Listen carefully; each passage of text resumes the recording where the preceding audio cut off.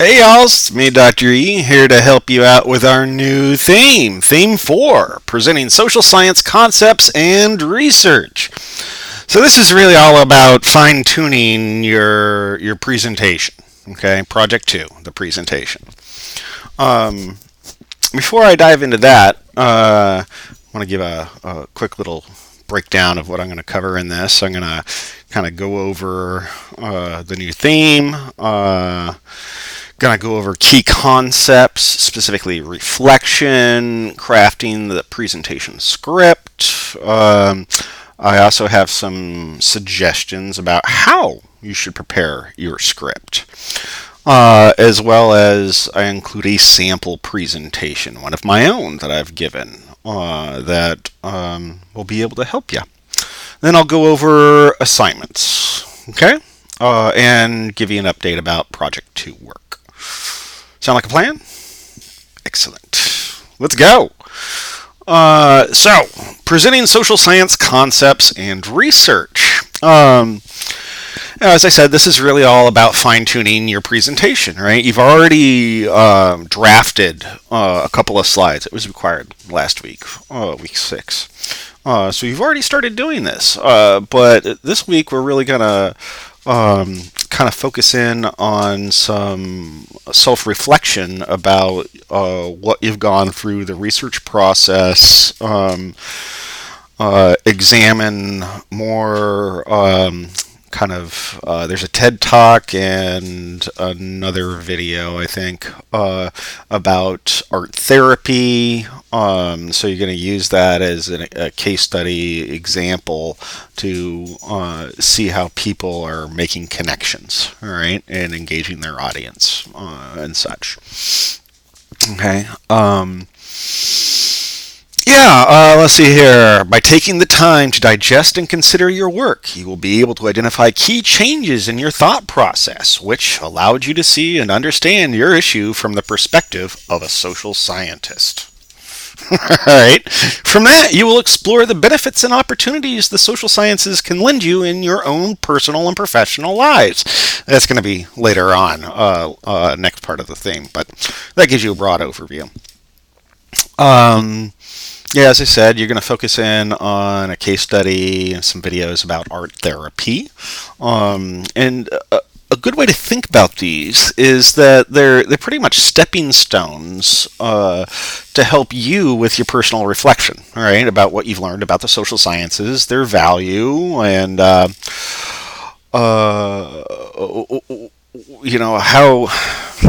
how you see things and how you're going to reflect that in your presentation. It also connects to your short response questions this week and discussion for this week as well. So I just want to make those connections really clear. Okay, let's move on to some key concepts, what this is really all about. Reflection, and I'm shortening this from like the key terms that they use in our MindEdge resource, because really kind of like learning blocks 7.2 and 7.3 are all about reflection, all right, different aspects of it. Some of it is really valuable, some of it is much more general. It's really important to, you've done exercises about analyzing, how certain TED Talk presenters have engaged their audience, right? And you've kind of had to do it like reverse engineering, right? You're observing, all right? You don't know what they actually wrote down of this is my audience. You're having to infer that through observation. And so you're going to kind of use that same sort of approach, except on yourself. All right. This is self-reflection. It helps you determine what you are good at and where you could improve. Okay. It's a really valuable thing. It's actually part of critical thinking. All right. I don't know how else to say it. Nothing is ever perfect. All right. The best we can ever do is make it as good as we can. And key to that is always considering, things like your own personal bias, how well you're communicating your points. Are you engaging your audience? Yeah. So yeah, reflection is a really important concept to keep in mind here. So I say, purposeful reflection allows for processes to be tweaked, communication to be clarified, and behavior to be adjusted. All right, that's in good social sciences. All right, so I think let's see here. It's another key aspect of self-reflection. It's an opportunity to assess whether and how things have changed over time, where you started versus where you are now. Right? That's kind of essential to self-reflection. You always got to consider where you started, right? The steps you went through to get to where you are now.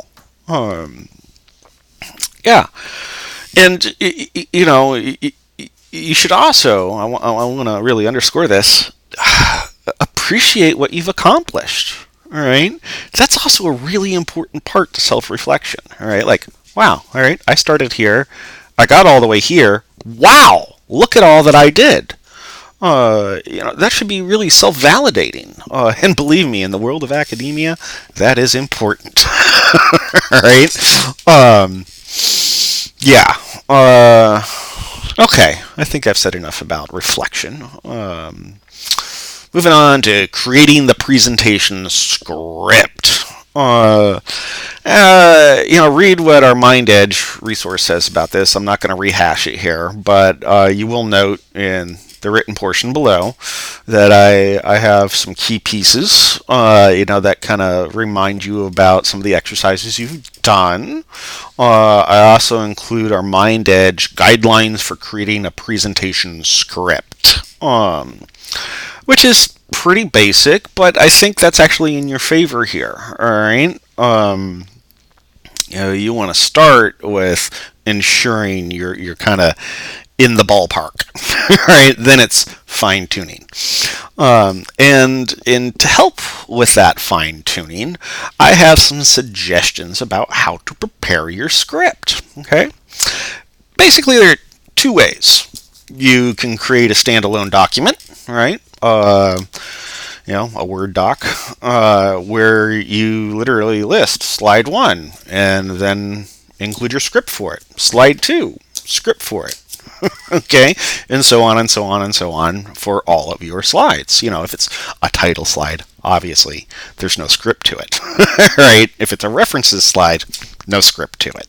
Okay, it's really the meat, the body of your presentation, right, that you have to script.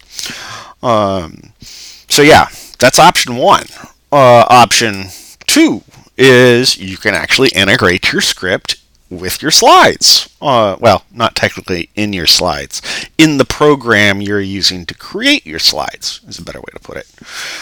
For example, PowerPoint has this feature built in. It has a space underneath your slides where you can include notes, often referred to as speaker's notes. Well, instead of these being notes, make it a script.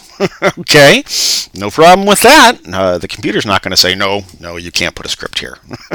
All right, it doesn't care. So yeah, just use that space underneath the slides, right? Your body slides, not title or references, and just include your script there. Then when you upload that complete presentation, that PowerPoint, all right, it'll all be there, and I can go slide by slide, and I can read your script. Okay, I hope that makes sense. Depending on your, how'd you say, what your opportunity, what sort of resources you have at your disposal, if you have PowerPoint or if you have to use Google version of it or whatever. Pretty much all of the presentation software includes this speaker's notes aspect, and you just, not speaker's notes, a full script, a narrative. Okay. So that's what I suggest. Go one or the other. The key to both is that you are connecting the slide, i.e. slide number 1, and you have your script for that slide. Make sense? Either way you do it, it's the same thing. Whether it's a standalone document or integrated into your presentation as notes for your slides. Okay, I think I've made that clear. Next up, this is a bit of an extra resource here. I include one of my professional presentations, right? Don't freak out. This is not what I expect of you. However, just a lot like a lot of the TED Talks that we've seen in our Mind Edge resource, all right? This is yet another example, all right? And you can, apply the same sort of scrutiny, critical thinking, and assessment that you did to the TED Talks, okay? Except this time, it's kind of more like what you're going to be doing. You're not going to be speaking, okay? All right, so you have to rely on the speaker's notes. And so this presentation does that, okay? You'll see underneath each of my slides, I have my script, as well as details on my visuals, anecdotes, all that stuff, okay? Do not let the size of it and the detail of it freak you out. All right. If you read, all right, what I say about it below, I give good context. Like, this is a professional presentation that I gave at the New York Museum of Natural History back in 2012. And my audience was a group of professionals and academics. So you will see that the verbiage, the vocabulary, the terminology that I use speak to that, right? These are not undergraduates, right? These are, they have graduate degrees, vast majority of them PhDs. And so it included academics, right? People that teach and conduct research in environmental anthropology, as well as professionals that work in the general field. And that includes conservation, conservation science, ecology, zoologists, you name it, all right? So, all right, I have to be fluent in my social science language, and I have to be fluent in my language to these other professionals, right? Some of them are hardcore biologists and zoologists and stuff. So, like, I'm talking about species, right? Very specific species and how they're used, right?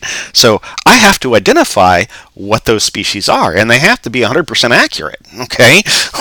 So you see, all those elements in there. I include lots of visuals, right? That is a key strategy I rely on to communicate my story, all right? It's engaging. Lots of folks have never seen the sorts of things that I show images of, all right? At best, they might see something in National Geographic, okay? So I use my unique images, right, that can only be captured from in-depth ethnographic research, all right, over a long period of time with specific communities in West Africa.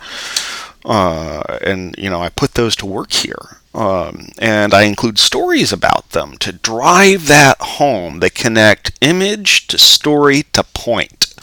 So yeah, I also include charts and custom graphics that I created, right?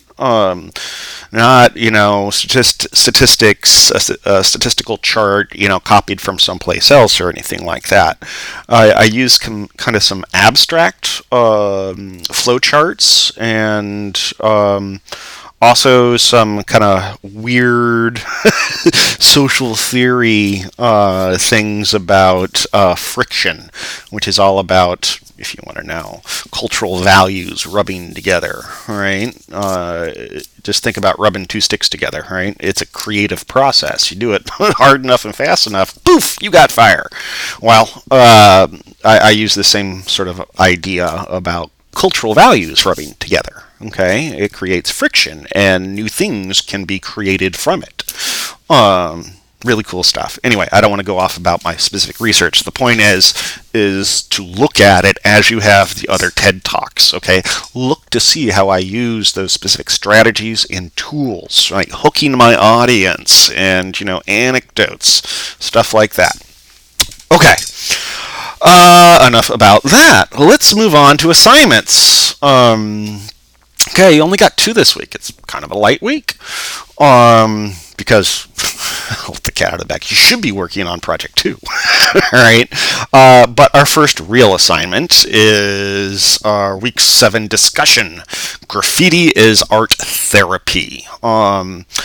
Check out my initial thoughts post, right? That's where you should always start, right? I include extra details and specifics, strategies to help you more effectively engage the prompt and your response posts, okay? Next thing, week 7 short responses. There's only 3 this week. Yeah, and they're all about the case study of, art therapy, graffiti.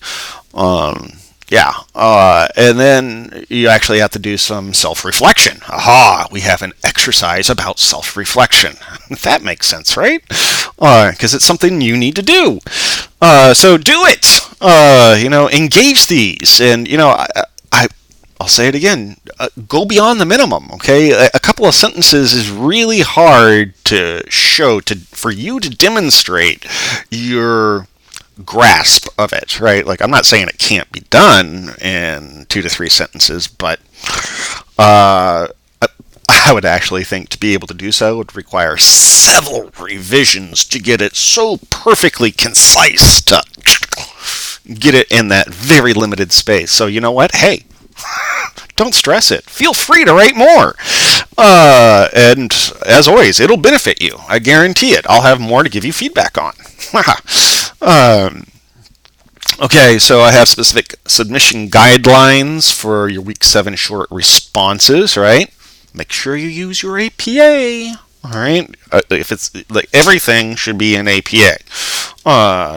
Citations, references. You should be plugging your points, supporting them. Make sure to proof your work for typos and whatnot, and submit it by end of Sunday.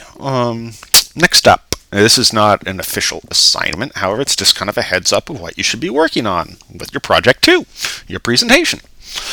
You've drafted some slides already. Awesome. So now, what I suggest is keep doing that, right? Try to create a draft of your presentation, right? But keep in mind, just a draft, right? Not final, tweaked, polished product, okay? Next week, we also work on that, kind of like for your final submission of it. But, all right, what I suggest is you have an initial draft going into next week. Believe me, it will help you, all right? Because then it's just a matter of tweaking and polishing. Don't forget about working on your project 2. I know you have a discussion and short response answer questions this week, but don't forget about taking time to work on your presentation. Okay, that's where I'll leave this, and I'll see you all in the discussion boards. Take care.